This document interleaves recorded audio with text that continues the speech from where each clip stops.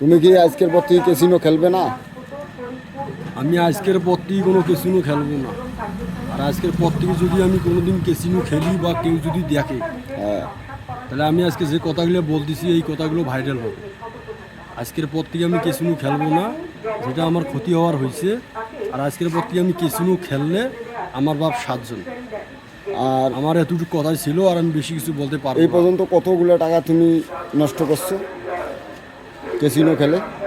এই পর্যন্ত আমি ক্যাসিনো খেলে ৭৭,০০০ টাকার মতন আমি ক্যাসিনোতে খোয়াছি।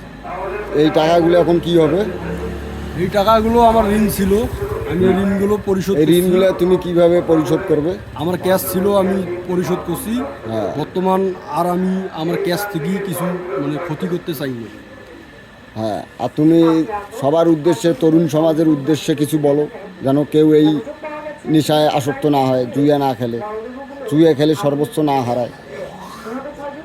আমি তরুণ সমাজকে কিছুই বলতে পারবো না, কারণ এই খেলাটা এমন মানুষকে তাবে করি না। আর যতইবার মানুষ ক্রীড়া কারুক বা কী করে করুক, হ্যাঁ।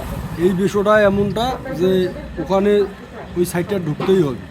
ও, আমি এটা চাই না তরুণ সমাজ ধ্বংস হোক বা বাঁচুক, এইগুলো আমি চাই না, কারণ তাদের ওরা ব্যক্তিগত ব্যাপার।